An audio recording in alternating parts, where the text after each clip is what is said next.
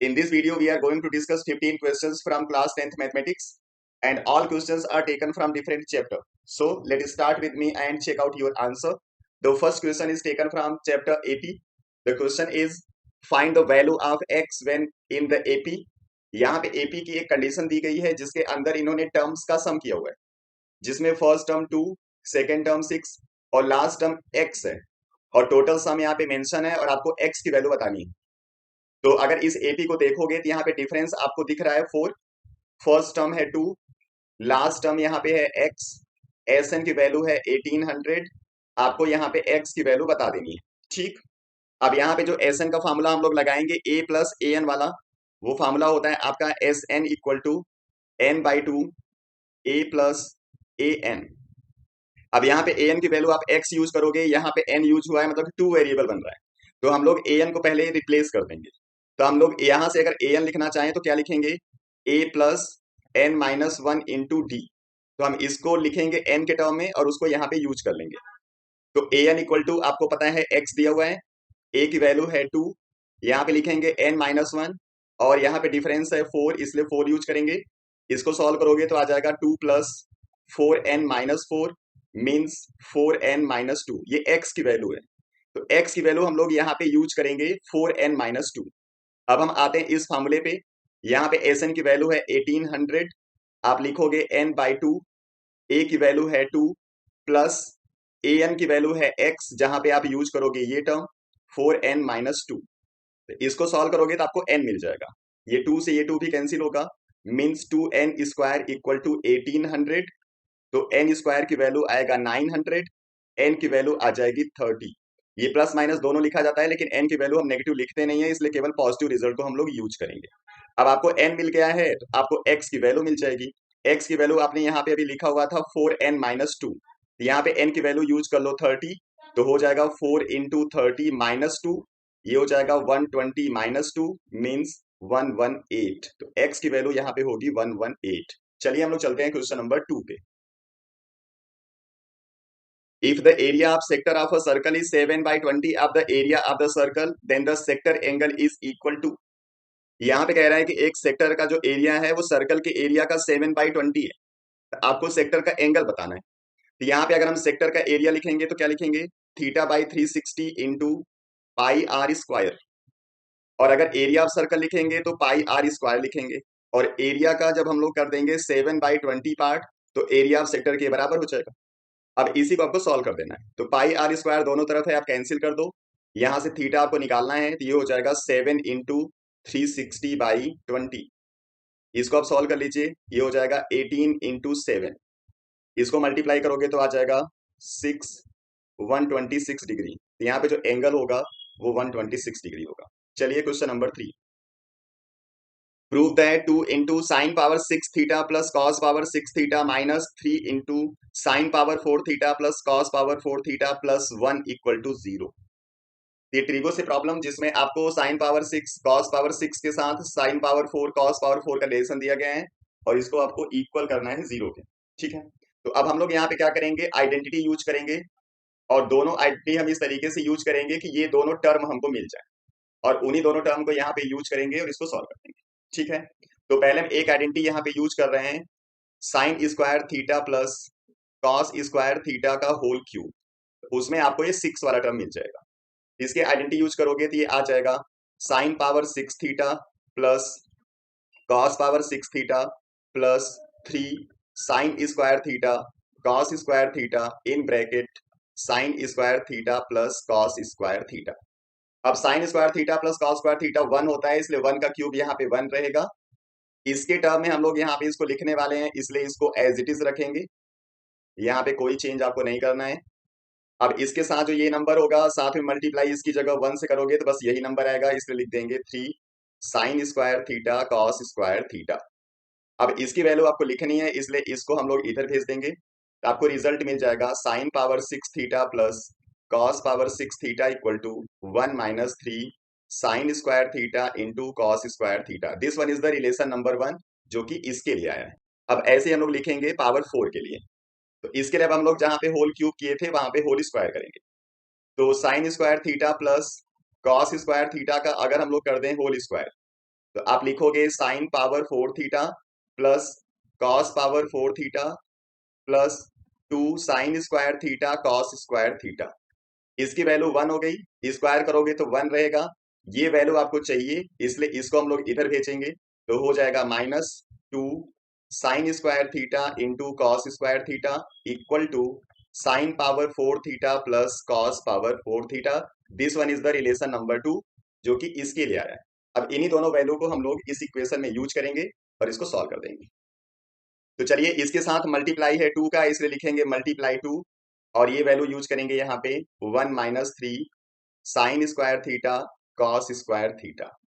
फिर यहाँ पे लिखेंगे -3 और इसकी जगह पे लिख देंगे हम लोग 1 -2 sine square theta cos square theta, साथ में +1 है इसलिए +1 रहेगा। अब इसका इंटू कर देते हैं अंदर, तो हो जाएगा 2 -6 sign square theta cos square theta -3 minus into minus करोगे प्लस हो जाएगा 6 sign square theta cos square theta +1। अब ये वैल्यू दोनों अपोजिट साइन के साथ कैंसिल हो गया, इसको सॉल्व करोगे इसके साथ तो आ जाएगा 3 -3 मीन्स 0, इसलिए आपका प्रूफ हो गया 0। चलिए नेक्स्ट क्वेश्चन पे चलते हैं। There are 576 boys and 448 girls in a school that are to be divided into equal sections of either boys or girls alone. The total number of sections thus formed is। यहाँ पे कह रहे हैं कि 576 boys और 448 girls के एक school में सेक्शन का डिवीजन हो रहा है, लेकिन सेक्शन के लिए कंडीशन है कि सेक्शन या तो बॉयज का होगा या फिर गर्ल्स का होगा, दोनों मिक्स नहीं होंगे, और सेक्शन में इक्वल नंबर ऑफ स्टूडेंट होंगे। तो आपको बताना है कुल कितने सेक्शन बन सकते हैं। ठीक, अब यहाँ पे क्लियर हो गया कि जो सेक्शन बनेंगे वो स्टूडेंट के नंबर से ज्यादा तो बन नहीं सकते, मतलब आपको जाना है एचसीएफ पे। तो सबसे पहले हम लोग एचसीएफ निकालेंगे, फिर उसके बाद बताएंगे यहाँ पे कुछ और भी काम करना है। तो एचसीएफ निकालने के लिए सबसे पहले इनका फैक्टराइजेशन होगा। तो 576 और 448 का हम लोग करेंगे फैक्टराइजेशन। तो 576 को सबसे पहले कट किया 2 से, तो हो जाएगा 288, फिर इसको 2 से कट कर देंगे 144, उसके बाद 72, देन 36, देन 18, देन 9। अब इसकी कटिंग होगी 3 से, इसका जो फैक्टराइजेशन होगा वो आ जाएगा 1 2 3 4 5 6, 2 के पावर 6 एंड 3 के पावर 2। अब ऐसे इसका कर लो 448 का, इसको सबसे पहले 2 से कट करेंगे तो आएगा 224, देन अगेन 2 112, फिर 2 से कट करेंगे तो 56, देन 2 28, फिर 2 से 14, देन 2 to 7 एंड 7। इसका आ जाएगा 2 to the power 6 into 7। अब लिखना है इन दोनों का एचसीएफ। तो एचसीएफ में जो कॉमन फैक्टर होता है उसको लिखते हैं विद मिनिमम पावर। यहाँ पे दोनों में कॉमन फैक्टर है 2 और इसका पावर जो कॉमन होगा वो 6 होगा, इसलिए 2 के पावर 6, जिसका मतलब होता है 64। यानी यहाँ पे एचसीएफ मिल गया 64। इसका सिंपल सा मतलब ये हुआ कि अब आप यहाँ पे हर सेक्शन के अंदर 64 स्टूडेंट को रख सकते हो, तब इक्वल नंबर ऑफ स्टूडेंट वहां पे आ जाएंगे। अब अगर आपसे पूछा होता केवल सेक्शन का नंबर कितना होगा और वहां पे स्टूडेंट अगर बॉयज गर्ल्स एक साथ रह सकते तो आपका यही आंसर हो जाता है 64 सेक्शन बनते। लेकिन यहाँ पे जब कंडीशन आपको दे देगा, कोई भी प्रॉब्लम रहे जिसमें कंडीशन दे देगा कि उसमें एक ही टाइप के लोग रहेंगे, तो उससे आपको सेक्शन बताना होगा, रूम बताना होगा, कुछ और बताना होगा। तो एक काम यहाँ पे और करना है, वो काम क्या करना है, दो तरीके से इसका काम आप कर सकते हो। दोनों को ऐड करके आप 64 से डिवाइड कर दो, नंबर ऑफ सेक्शन आ जाएगा, या फिर इन दोनों नंबर को अलग अलग 64 से डिवाइड करके उसको ऐड कर दो, आपको नंबर ऑफ सेक्शन मिल जाएगा। ठीक है, तो अगर हम यहाँ पे 576 को डिवाइड कर देंगे 64 से, तो 64 2 के पावर 6 के बराबर हुआ, इसलिए आंसर आ जाएगा 3 के पावर 2 मीन्स 9। मीन्स जो बॉयज होंगे उनके कुल 9 सेक्शन बनेंगे। और जब इसको आप डिवाइड करोगे 64 से, तो ये आपका इससे कैंसिल होगा, बचेगा यहाँ पे 7, मतलब आंसर आएगा 7। तो गर्ल्स के कुल 7 सेक्शन बनेंगे। तो टोटल नंबर ऑफ सेक्शन लिखोगे तो लिखना पड़ेगा 9 + 7 मीन्स 16 सेक्शंस आएंगे। अब यही 16 सेक्शंस मैं आपको बता रहा हूं दूसरे तरीके से कैसे निकालेंगे। दोनों के जो नंबर है उनको ऐड कर दो और इसको डिवाइड कर दो एचसीएफ से, तब भी आप सॉल्व करोगे तो इसमें 16 ही आंसर आएगा। तो आप जब total number of section, room कुछ भी पूछेगा तो इन दोनों में से कोई भी मेथड यूज कर सकते हो। चलिए हम लोग चलते हैं क्वेश्चन नंबर 5 पे। The ratio in which the line segment joining P and Q is divided by x axis. यहाँ पे रेशियो बोला हुआ है, जिस रेशियो में ये कट होगा पॉइंट, जिसमें पी दिया हुआ है x1 y1 और क्यू दिया हुआ है x2 y2, और ये जो लाइन कट हो रहा है वो एक्स एक्सिस पे कट हो रहा है। और जब एक्स एक्सिस पे कट होगा तो यहाँ पे एक्स की कुछ वैल्यू होगी और वाई की वैल्यू होगी 0। मतलब अब आपको रेशियो यहाँ पे वाई से ही मिलने वाला है। तो रेशियो यहाँ पे एज्यूम कर लेते हैं हम m1 रेशियो m2। जो फार्मूला आपका होता है वो अगर y के लिए लिखोगे तब क्या लिखोगे, 0 इक्वल टू इसका क्रॉस मल्टीप्लाई y के साथ होगा, तो m1 y2 plus m2 y1 divided by m1 plus m2 होगा। ठीक, इसको अगर इधर भेज दोगे तो 0 हो जाएगा, मीन्स m1 y2 इक्वल हो जाएगा -m2 y1। अब रेशियो आपको बताना है m1 रेशियो m2, तो y2 को इधर भेजना पड़ेगा, तो हो जाएगा -y1/y2। यानी जो रेशियो होगा उसकी वैल्यू लिखना है आपको y1 ratio y2 with negative sign. इसका आंसर हो जाएगा ऑप्शन डी। ठीक है, चलिए question number 6। Cards bearing number 135 up to 35 are kept in a bag. A card is drawn at random from the bag. Find the probability of getting a card bearing a prime number less than 15. तो सबसे पहले यहाँ पे total number आपको पता होना चाहिए, तो इसका टोटल नंबर आप एपी से भी बता सकते हो। यहाँ पे आउटकम काउंट भी करना है, इस वजह से हम यहाँ पे नंबर पूरा लिख देते हैं, उसके बाद हम आंसर लिखेंगे। तो यहाँ पे टोटल जो नंबर्स लिखे जाएंगे वो होगा 1 3 5 7 9 11 13 15 देन 17 19 21 23 25 27 29 31 33 एंड 35। अगर टोटल यहाँ पे आउटकम देखोगे कितने हैं तो हो जाएगा 2 4 6 8 10 12 14 16 18, यानी टोटल यहाँ पे नंबर हो गए 18। अब आपका डिजायर इवेंट क्या है, प्राइम नंबर लेस देन 15। 1 को हम प्राइम नंबर कंसीडर करते नहीं, इसलिए इसकी काउंटिंग होगी नहीं। तो एक नंबर आपका हो जाएगा 3, दूसरा 5, third one 7, fourth one 11, fifth one 13। इसके ऊपर आपको जाना नहीं है क्योंकि 15 से बड़ा नंबर नहीं होना चाहिए। तो टोटल हमारा डिजायर इवेंट हो गया 5। तो probability of prime number less than 15 हो जाएगा आपका 5/18। ये हो जाएगा इसका आंसर। चलिए question number 7। Solve the quadratic equation. यहाँ पे क्वाड्रेटिक इक्वेशन दिया गया है जिसको सॉल्व करना है। जब भी क्वाड्रेटिक इक्वेशन आप सॉल्व करोगे तो ए बी सी पहले आप लिखना, उसके बाद आपको सॉल्व करना है। तो ए की वैल्यू यहाँ पे है mn, बी की वैल्यू है -m+n का स्क्वायर, और सी की वैल्यू है m+n का स्क्वायर। ठीक है, क्वाड्रेटिक इक्वेशन को सॉल्व करने के लिए हम क्वाड्रेटिक फार्मूला यहाँ पे यूज करेंगे। तो क्वाड्रेटिक फार्मूला लिखेंगे -b plus minus under root b² -4ac divided by 2a। अब यहाँ पे जो b की वैल्यू है वो है m+n का स्क्वायर, तो नेगेटिव साइन यहाँ पे, नेगेटिव साइन यहाँ पे, इसलिए पॉजिटिव साइन आ जाएगा। m+n का square plus minus under root, अब यहाँ पे m+n के स्क्वायर का दोबारा स्क्वायर करना पड़ेगा, -4 इंटू mn इंटू m+n का स्क्वायर, और डिवाइडेड बाई लिखना पड़ेगा 2a मीन्स 2mn। ठीक है, अब यहाँ पे इनकी वैल्यू को पहले हम अलग से सॉल्व करेंगे रूट का, उसके बाद यहाँ पे दोबारा इसको यूज करेंगे। तो चलिए पहले रूट की वैल्यू को अलग सॉल्व करते हैं। तो यहाँ पे हम रूट के नंबर को पहले सॉल्व कर रहे हैं, इसको देखिए, माइनस का स्क्वायर करोगे तो प्लस हो जाएगा।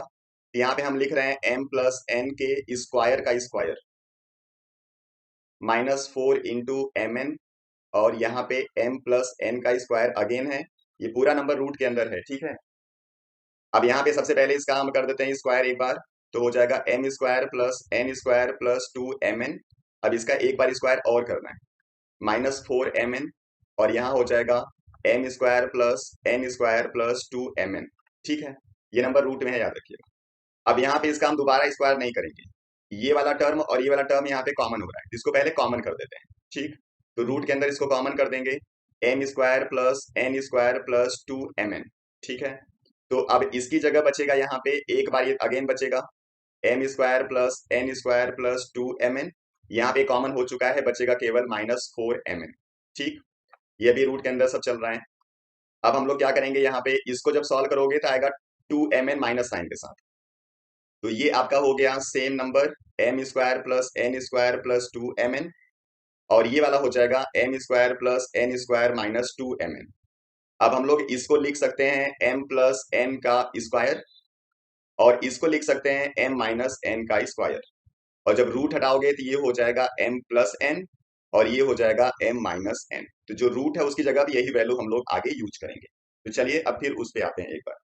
तो ये वाला नंबर आपका यही रहेगा m प्लस n का स्क्वायर, ये हो गया प्लस माइनस साइन के साथ m plus n, m minus n divided by 2mn।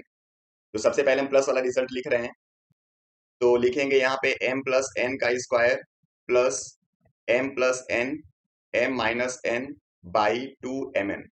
m plus n को कॉमन किया तो यहाँ बचेगा m प्लस n, प्लस के साथ लिखोगे इसको तो आप लिखोगे plus m minus n by 2mn। तो ये n कैंसिल हो जाएगा, लिखोगे m plus n into 2m by 2mn। तो 2m कैंसिल होगा, पहला रिजल्ट होगा आपका m plus n by n। अब दूसरा रिजल्ट हम लोग लिखेंगे नेगेटिव साइन वाला, तो लिखेंगे यहाँ पे m प्लस n का square minus m plus n m minus n divided by 2mn। फिर हम लोग यहाँ पे m प्लस n कॉमन करेंगे तो यहाँ पे बचेगा m plus n, minus sign के साथ इस आप लिखोगे माइनस वाले को तो लिखोगे minus m plus n by 2mn। अब यहाँ से m कैंसिल होगा तो ये आएगा m plus n into 2n by 2mn। तो 2n यहाँ पे कैंसिल हो जाएगा, तो यहाँ से आपका रिजल्ट आ जाएगा m plus n divided by m। तो एक रिजल्ट आपका ये है, एक रिजल्ट ये है। ठीक है, चलिए हम लोग चलते हैं नेक्स्ट प्रॉब्लम पे। Mean of first four observation is 12। If observations are decreased by 1 2 3 and 4 respectively find the new mean. यहाँ पे चार टर्म का मीन बोल रहा है कि 12 है। अगर हम सभी टर्म को लिख दें a1 a2 a3 a4, ये आपका AP नहीं है, याद रखना, ये नंबर कोई भी हो सकता है। तो हम लोग लिखेंगे यहाँ पे a1 plus a2 plus a3 plus a4 by 4 करेंगे तो इसका मीन मिलेगा। यानी आपका जो a1 plus a2 plus a3 plus a4 होगा, इसकी वैल्यू आ जाएगी, यहाँ पे इसका मीन दिया हुआ है 12 इसलिए 48। ठीक है, इसको लाके इधर मल्टीप्लाई कर दिया। अब आपको न्यू मीन बताना है जिसमें पहले में से माइनस करना है 1, दूसरे में से माइनस करना है 2 plus a3 minus 3 plus a4 minus 4। अभी नंबर 4 रहेगा इसलिए बाई 4 ही करना है। अब यहाँ पे a1 plus a2 plus a3 plus a4 की वैल्यू 48 है, माइनस इनको अगर आप ऐड कर दोगे तो हो जाएगा 5 5 10, और बाई 4 कर देना है आपको, ये हो जाएगा 38 बाई 4। इसको सॉल्व कर दो 9.5 आ जाएगा, तो जो न्यू मीन होगा वो 9.5 हो जाएगा। चलिए question number 9। The height of a cone is 30 centimetre. A small cone is cut off from the top. If volume of smaller cone is 1/27 of the given cone, at what height above the base is the section made. आपको बताना है कि एक कोन है जिसमें ऊपर से एक छोटा कोन कट किया गया, तो जो छोटा कोन है उसका वॉल्यूम पूरे कोन का 1/27 पार्ट है। तो आपको बताना है कि बेस से कितनी हाइट पे आपने इस सेक्शन को कट किया हुआ है। ठीक, तो चलिए सबसे पहले एक फिगर बनाते हैं कोन का, उसके बाद इसको समझते हैं इसमें करना क्या है। जो आप फ्रस्टम पढ़ते थे तो फ्रस्टम से बड़े आसानी से सॉल्व होता था। अभी फ्रस्टम आपको पढ़ना नहीं है, इसलिए हम लोग कोन का ही कुछ यहाँ पे कॉन्सेप्ट यूज करेंगे। इसमें थोड़ा सा सिमिलरिटी का भी कॉन्सेप्ट यूज होगा, ये आसानी से सॉल्व हो जाएगा। इसको ध्यान से समझिए आप लोग। ये मैंने एक कोन बनाया, अगर इसका फ्रंट साइज आप देखोगे तो यहाँ पे एक ट्राइंगल बनता हुआ दिखेगा। हम ट्राइंगल इसका केवल हाफ वाला बना रहे हैं, जिसको हम लोग यहाँ पे यूज करने वाले हैं इस तरीके से। तो इस वाले रेडियस को हम लिखते हैं r, और बड़े वाले रेडियस को लिख रहे हैं कैपिटल R। ये पूरी जो हाइट है वो 30 दिया हुआ है इसलिए 30 लिख रहे हैं, और इस वाली हाइट को बताना है जिसको हम लोग लिख देते हैं h। इसी h को फाइंड करेंगे हम लोग, फिर बेस से उसकी लेंथ बता देंगे। अब यहाँ पे जो एंगल होगा, ये एंगल होगा दोनों ट्राइंगल में कॉमन, छोटा वाले और बड़े वाले ट्राइंगल की हम बात कर रहे हैं। ये 90 डिग्री होगा, ये भी 90 डिग्री होगा, इसलिए छोटा वाला ट्राइंगल और पूरा बड़ा वाला ट्राइंगल सिमिलर होगा। इसलिए हम लोग यहाँ पे रेशियो लिख सकते हैं, छोटी हाइट का पूरी हाइट के साथ रेशियो बराबर होगा छोटा रेडियस बाई बड़ा रेडियस। ठीक है, इसी रिलेशन को हम लोग यूज करेंगे वॉल्यूम के टर्म में। अब आते हैं वॉल्यूम का जो रिलेशन है उस पे। अब छोटे वाले का अगर हम वॉल्यूम लिखेंगे तो लिखेंगे 1/3 pi are square into h equal to 1/3 pi are square into h. इसका एच 30 है, लेकिन इक्वल कब होगा, जब इसको करेंगे 1/27 पार्ट। ठीक है, तो 1/3 पाई कैंसिल कर देते हैं हम लोग, यहाँ पे आ गया relation R square H equal to 1/27 R square into 30। ठीक है, इसके आर स्क्वायर को इधर भेज देते हैं और इसके एच को इधर भेज देते हैं। तो आप लिख सकते हो R square by capital R square equal to 1/27 into 30/h। ठीक, अब इस R square by capital R square की जगह जो ये रिलेशन हमने यूज किया था इसकी वैल्यू को यूज करेंगे, यानी इसकी जगह हम लिखेंगे h/30 का स्क्वायर, इधर का नंबर सेम रखेंगे 30/27 इंटू एच। ये आपका हो गया H square by 900 equal to 30/27 into H. अब h को हम इधर भेज देते हैं और 900 को इस तरफ। ठीक है, तो लिखेंगे h की पावर 3 इक्वल टू 900 इंटू 30/27। तो जब h लिखेंगे तो इसका क्यूब रूट हो जाएगा, तो इसको लिख सकते हैं 30 का क्यूब और 3 का क्यूब। तो h की वैल्यू आ जाएगी यहाँ पे 30/3 मीन्स 10 सेंटीमीटर। ठीक है, अब फिगर पे आ जाइए। आपका जो h है वो यहाँ से यहाँ तक है, तो अगर ये 10 होगा तो ये वाली जो हाइट हो जाएगी ये हो जाएगी 20 सेंटीमीटर। मतलब बेस से जो आपका कटिंग हुआ है वो 20 सेंटीमीटर पे हुआ है और यही हो जाएगा इसका आंसर। चलिए हम लोग चलते हैं क्वेश्चन नंबर 10 पे। A circle is inscribed in the right triangle right angle at B. यहाँ पे एक सर्कल है जिसको एक ट्राइंगल के अंदर बनाया गया है। तो सबसे पहले हम एक सर्कल बना देते हैं यहाँ पे, इसके बाहर हम लोग बनाएंगे एक राइट ट्राइंगल। तो फिगर मान लीजिए इस तरीके से बनेगा ये, मान लो ये फिगर है। अब 90 डिग्री यहाँ पे बी पे बोल रहा है इसलिए इसको लिख देते हैं बी, इसको लिख देते हैं ए और इसको लिख देते हैं सी। तो यहाँ पे कह रहा है कि जो बीसी है उसकी लेंथ है 48 सेंटीमीटर और जो ए बी है उसकी लेंथ है 14 सेंटीमीटर। ये 90 डिग्री है, याद रखना। अब यहाँ पे जो आपका पॉइंट ऑफ कांटेक्ट है उसको हम लोग सेंटर से जोड़ देते हैं। ये 90 डिग्री होगा, ये भी 90 डिग्री होगा, तो जो बचा हुआ सेंटर पे एंगल होगा वो भी 90 होगा। ये वाली जो लेंथ है वो इसके बराबर है और ये दोनों रेडियस है आपस में बराबर ही होंगे। तो जो फिगर आपको मिलता है ये हमेशा स्क्वायर मिलता है, याद रखना। ये फिगर हमेशा स्क्वायर मिलेगा। अगर आपको कुछ भी सर्कमस्क्राइब कर दे तो चाहे क्वाड्रिलेटरल होगा चाहे ट्राइंगल, अगर एक एंगल 90 डिग्री हुआ तो हमेशा स्क्वायर रहेगा। तो अगर ये दोनों रेडियस होंगे तो बाहर की जो लेंथ होगी ये भी रेडियस हम लिख सकते हैं, मतलब आर। तो अगर यहां तक का पार्ट आर होगा इस पार्ट को आप लिख सकते हो 14 माइनस आर। सेम ऐसे इतना पार्ट अगर आर के बराबर होगा तो जो बचा हुआ पार्ट होगा इसको लिख सकते हो 48 माइनस आर। ठीक है, तो पहले पाइथागोरस थ्योरम से हम लोग AC की वैल्यू निकालेंगे और उसी को इस आर वाले रिलेशन से इक्वेट कर देंगे, क्योंकि यहां से यहां तक का रिलेशन 14 माइनस आर आएगा और यहां से यहां तक का जो रिलेशन होगा वो 48 माइनस आर आएगा, क्योंकि टेंजेंट इक्वल होंगे जो कि सेम पॉइंट से ड्रॉ किए गए हैं। तो सबसे पहले हम AC निकालते हैं। तो AC का स्क्वायर हो जाएगा AB का स्क्वायर प्लस BC का स्क्वायर। AB यहाँ पे 14 है, इसका स्क्वायर कर दिया। BC 48 है, इसका स्क्वायर कर दिया। 14 का स्क्वायर करोगे तो आंसर आएगा 196। 48 का स्क्वायर करोगे तो आंसर आ जाएगा 2304। दोनों को ऐड करेंगे तो 2500। तो AC की वैल्यू यहाँ से आ जाएगी √2500 मीन्स 50 सेंटीमीटर। ये पूरी लेंथ यहाँ पे 50 सेंटीमीटर है। अब यही 50 आप इक्वल लिख सकते हो 48 minus R plus 14 minus R के बराबर। तो 2r इधर भेज दिया, 48 प्लस 14 माइनस 50 कर दिया।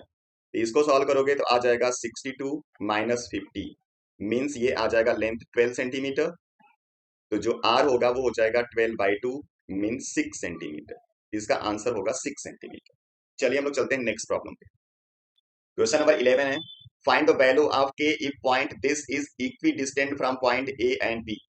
यहाँ पे एक पॉइंट P जिसका कोऑर्डिनेट है 0 and 2 and it is equi distant from point A that is 3 and k and point B that is k and 3। तो आपको बताना है k की वैल्यू। तो यहाँ पे ये लेंथ और ये लेंथ बराबर होगा क्योंकि इक्वल डिस्टेंस बोला हुआ है, इसी को हम लोग यहाँ पे इक्वेट करेंगे। तो आप लिखोगे AP इक्वल टू PB। तो अगर इसका लिखेंगे हम लोग पॉइंट तो आप लिखोगे डिस्टेंस के फार्मूला से डिस्टेंस 3 माइनस 0 का स्क्वायर प्लस k माइनस 2 का स्क्वायर। हमने इसको 2 और इसको 1 यूज किया हुआ है। ऐसे इसका लिखोगे रूट के अंदर तो हो जाएगा k माइनस 0 का स्क्वायर प्लस 3 माइनस 2 का स्क्वायर। अब इसी को सॉल्व करना है, तो दोनों तरफ स्क्वायर कर दो, रूट हट जाएगा तो रूट को यहाँ से हम हटा देते हैं। ये 3 का स्क्वायर करोगे तो आ जाएगा 9 प्लस इसका होल स्क्वायर करोगे तो आएगा k square plus 4 minus 4k और यहाँ पे k का स्क्वायर होगा k स्क्वायर प्लस 3 माइनस 2 करोगे तो 1 का स्क्वायर 1 होगा। के स्क्वायर को कैंसिल कर दिया, ये हो जाएगा 9 और 4, 13 माइनस 4k इक्वल टू 1। 1 को इधर भेजते हैं, 4k को इधर, तो 4k इक्वल टू हो जाएगा 12, तो k की वैल्यू आ जाएगी 3। यहाँ पे k का आंसर 3 होगा। चलिए नेक्स्ट प्रॉब्लम पे चलते हैं। A person on tour has rupees 4200 for his expenses. If he extended his tour for 3 days, he has to cut down his daily expenses by rupees 70. Find the original duration of the tour. यहाँ पे एक person के tour के लिए कुल 4200 rupees decided है। अब यहाँ पे अगर वो टूर को 3 दिन एक्सटेंड करता है तो उसको डेली का जो एक्सपेंस है उसको 70 रुपीज कम करना पड़ रहा है। तो बताना है कि ओरिजिनल ड्यूरेशन टूर का कितना था। ठीक है, तो यहाँ पे 2 वेरिएबल्स हम लोग इसको सॉल्व करेंगे, बाद में क्वाड्रेटिक बनेगा। ये हम लिख लेते हैं यहाँ पे नंबर ऑफ डेज जो डिसाइड था वो था x days and expense per day, इसको हम लोग लिख देते हैं y। तो जो टोटल एक्सपेंस आएगा यहाँ पे वो आएगा number of days into expense per day, means x into y की वैल्यू है 4200। अब इसको आप x के टर्म में भी लिख सकते हो, y के टर्म में भी लिख सकते हो, जैसा आपको अच्छा लगेगा वैसे करना, जैसे भी आपको सॉल्व करना होगा। अभी हम चलते हैं दूसरी कंडीशन पे। अब यहाँ पे नंबर ऑफ डेज को 3 दिन बढ़ाना है, तो डेज हो गया x+3, और यहाँ पे जो एक्सपेंस है उसको 70 पर डे कम करना है, तो पर डे एक्सपेंस हो गया y-70। अभी भी आपका टोटल जो एक्सपेंस है वो 4200 ही रहेगा, इसलिए इसका मल्टीप्लाई करने पे अभी भी x इंटू वाई आएगा। तो इसको मल्टीप्लाई कर दो तो ये हो गया xy-70x plus 3y minus 210 equal to xy को कैंसिल कर दिया, और माइनस से अगर हम इसको इंटू कर दें तो लिख सकते हैं 70x minus 3y plus 210 equal to 0। This one is the equation number 2। अब इसी इक्वेशन 1 और 2 को हम लोग यूज करेंगे, ये सॉल्व हो जाएगा। अब यहां से अगर हम x को y टर्म में लिखें तो क्या लिखेंगे, x equal to 4200 by y. x जगह ये वैल्यू हम यूज कर लेते हैं, तो 70 multiply 4200 by y minus 3y plus 210 equal to 0। अब पूरे इक्वेशन को y से अगर मल्टीप्लाई कर दें तो नीचे का ये y हट जाएगा, तो ये हो जाएगा, मल्टीप्लाई कर देता हूं, 000 14 129 minus 3y square plus 210 y equal to 0। अब यहां से 3 से इसको हम छोटा कर सकते हैं, 3 से छोटा कर देते हैं, दिया जाएगा 3 9 जा 27 3 8 000 minus y square plus 70y equal to 0। Means equation आपका एक बन गया, y square minus 70y minus 98000 equal to 0। अब इसी इक्वेशन को हम लोगों को सॉल्व करना है, तो इस 2 जीरो का एक जीरो हम लोग एक टर्म के साथ, एक जीरो दूसरी टर्म के साथ यूज करेंगे। पहले 980 का करना है फैक्टराइजेशन, तो 980 का फैक्टराइजेशन हम लोग करेंगे, तो यहाँ से 2 से कट होगा 490, फिर 2 से कट कर देंगे तो 245, फिर यहाँ पे 5 से कट करेंगे तो आ जाएगा 49, देन 7 एंड 7।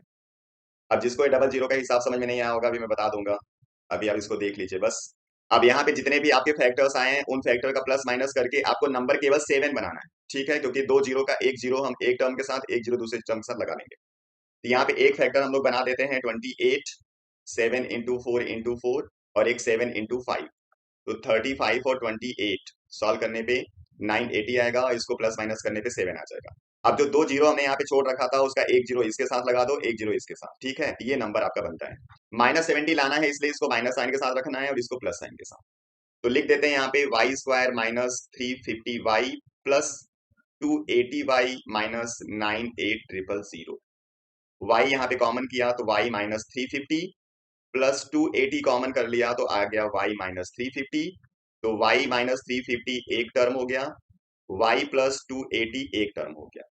तो अगर यहाँ से y का वैल्यू लिखेंगे तो एक वैल्यू आ जाएगी 350, दूसरी वैल्यू आएगी माइनस 280। ये आपका एक्सपेंस है जो कि नेगेटिव हो नहीं सकता, इसलिए इसको कंसीडर करना नहीं है, y की वैल्यू 350 यूज करनी है। अब इसी को यूज करके आप x बता सकते हो, तो x की वैल्यू हम यहाँ से बता देंगे, जो x होगा वो हो जाएगा 4200 बाई 350, और जब 350 से इसको डिवाइड कर दोगे तो आपको आंसर मिल जाएगा 12। मतलब इसका जो टोटल डेज था पहले से डिसाइडेड वो केवल 12 डेज था। ठीक है, चलिए हम लोग चलते हैं नेक्स्ट प्रॉब्लम पे। If mode of the data is 45, find x and y if sum of the frequency is 50। यहाँ पे sum of the frequency given है, तो यहाँ पे सबसे पहले हम डेटा इस तरीके से लिख देते हैं, 10 to 20, 20 to 30, 30 to 40, 40 to 50, 50 to 60, 60 to 70 and 70 to 80। जो यहाँ पे इनका फ्रीक्वेंसी दिया गया है उसमें है 4, देन 8, x, 12, 10, 4 एंड y। ठीक है, इसका टोटल सम यहाँ पे दे दिया है 50। अगर यहाँ से इनको हम ऐड करेंगे तो ये आ जाएगा 38 प्लस एक्स प्लस वाई, मतलब इसकी पूरी वैल्यू 50 के बराबर है। यहाँ से एक्स वाई का एक रिलेशन आप लिख सकते हो, x plus y equal to 50 minus 38 करोगे तो 12 हो जाएगा। एक रिलेशन हम लोग ये यूज करेंगे, और एक रिलेशन यहाँ पे यूज करेंगे हम लोग मोड से। इसका जो मोड है 45 है, और 45 मोड आपको इसी क्लास इंटरवल के अंदर मिलेगा। तो यही वाला जो टर्म होगा आपका होगा F1, this one is F0 and this one is F2। तो हम लोग फॉर्मूला लिखते हैं मोड का, मोड इक्वल टू होता है L plus F1 minus F0 by 2F1 minus F0 minus F2 and multiply H। Mode की वैल्यू दे रखा है यहाँ पे 45, अब इसका लोअर लिमिट हो गया 40 प्लस F1, F1 की वैल्यू यहाँ पे है 12 माइनस F0 है x, 2F1 करोगे तो 24 माइनस F0 है x, और F2 की वैल्यू है 10, और इसको मल्टीप्लाई करना है क्लास विड्थ जो कि 10 है। ये इधर माइनस हुआ तो हो गया 5, और इसको इधर भेज के हम लोग मल्टीप्लाई कर देते हैं। तो 24 में से 10 माइनस हुआ तो 14 हो गया माइनस x, इक्वल टू ये रहेगा 12 माइनस x इंटू 10। 5 से इसको भी कट कर देते हैं 2, तो 14 माइनस एक्स इक्वल टू हो गया 24 माइनस 2x। 2x को इधर भेज दिया तो हो गया x, और 14 इधर भेज देंगे तो हो जाएगा 10, यानी x की वैल्यू यहाँ पे 10 है। अब इस x की वैल्यू इक्वेशन नंबर 1 में अगर हम यूज कर लेंगे तो y आपको मिल जाएगा 12 माइनस 10 मीन्स 2, तो y की वैल्यू 2, x की वैल्यू 10। चलिए नेक्स्ट प्रॉब्लम पे, क्वेश्चन नंबर 14 है, sides of a triangular field are 25, 24 and 7 meter. If 3 cows are fixed at the 3 corners with rope of length 3.5 meter, find area of field not grazed by cow। यहाँ पे एक try angular field और तीनों corners पे यहाँ पे एक काऊ को बांध रखा है। मान लो इतना इतना फील्ड वो ग्रेज कर जाती है, तो आपको बताना है कितना यहाँ पे एरिया होगा जो ग्रेज नहीं होगा, मतलब कि ये वाला एरिया आपको बताना है। इसको लिख देते हैं θ1, इसको लिख देते हैं θ2, दिस वन इज θ3। इसकी लेंथ यहाँ पे सबकी सेम है 3.5 मीटर। तो यहाँ पे हम लोग क्या करेंगे, पूरे एरिया ऑफ ट्राइंगल से जो 3 एरिया ऑफ सेक्टर है उसको माइनस कर देंगे, तो area of the field not grazed by cow हमको मिल जाएगा। तो सबसे पहले हम निकालते हैं area of the whole field means area of triangle. इसको निकालेंगे हम लोग हीरोन्स फार्मूला से। तो सबसे पहले पेरीमीटर इसका लिखेंगे 25 प्लस 24 प्लस 7, इसको ऐड करोगे तो आंसर आ जाएगा 56। फिर एस निकालेंगे तो हो जाएगा 56/2 मीन्स 28। तो एरिया का फॉर्मूला हम लोग यूज करेंगे under root s minus a, s minus b, s minus c. ये हो जाएगा 28 मल्टीप्लाई 28 में से 25 माइनस करेंगे तो 3 आएगा, 24 माइनस करेंगे तो 4 आएगा, 7 माइनस करेंगे 21 आएगा। इसको लिख देते हैं 28 को 7 into 4 into 3 into 4 into 7 into 3 कर देते हैं। तो 7 का पेयर बन रहा है, 4 का पेयर बन रहा है, 3 का पेयर बन रहा है, मतलब एरिया आ जाएगा 84। अब हम लोग एरिया ऑफ द सेक्टर निकालते हैं तीनों का। तो पहले का हो जाएगा θ1/360 pi are square plus θ2/360 pi R2 square plus θ/360 pi are square. ये आर सब सेम रहेगा इसलिए आर लिखना है। थीटा तीनों गिवन नहीं है इसलिए हमने θ1, θ2, θ3 लिखा हुआ है। अब यहाँ पे पाई आर स्क्वायर को कॉमन कर दिया, 360 को भी हमने कॉमन कर दिया, तो बच गया θ1 प्लस θ2 प्लस θ3। अब आपको मालूम है ट्राइंगल में 3 एंगल का जो सम होता है वो 180 होता है, तो इसकी जगह हम लोग लिख देंगे 180।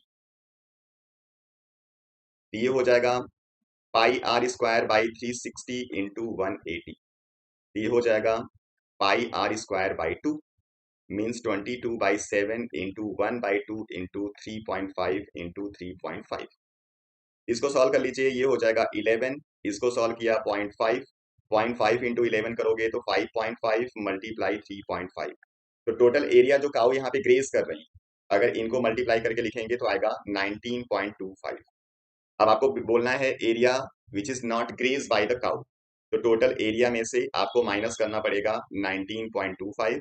तो माइनस कर दो, माइनस करने पे आपको आंसर मिल जाएगा 64.75 मीटर स्क्वायर, इतना एरिया ग्रेज नहीं होगा। चलिए नेक्स्ट प्रॉब्लम पे, ये हो गया एपी का लास्ट प्रॉब्लम जिसमें कह रहा है कि जो फर्स्ट टर्म है वो b+1 है तो a इक्वल टू लिख दिया b प्लस 1। यहाँ पे ए बी की वैल्यू दिया हुआ है 2b और डिफरेंस दिया हुआ है -2। आपको b की वैल्यू बतानी है। तो ए बी का फॉर्मूला लिखेंगे तो लिखेंगे a plus b minus 1 into D. जैसे ए एन का लिखते हैं वैसे ही लिखना है आपको, बस एन की जगह b यूज करना। अब ए बी की वैल्यू 2b है, a की वैल्यू है b plus 1 plus b minus 1 into difference है -2। ये हो गया b प्लस 1, इस -2 का अंदर इंटू करोगे तो हो जाएगा -2b प्लस 2। इसको सॉल्व करोगे तो आ जाएगा 3 minus B equal to 2b। अब b को इधर भेज दिया तो हो गया 3b इक्वल टू 3। तो b की वैल्यू आ जाएगी 3/3 मीन्स 1। तो यहाँ पे b की वैल्यू है 1। ये हो गया टोटल 15 प्रॉब्लम्स। नेक्स्ट वीडियो में फिर हम आएंगे कुछ और प्रॉब्लम के साथ। आप लोग इसी तरीके से प्रैक्टिस करते रहिए। मिलते हैं नेक्स्ट वीडियो में। Thank you.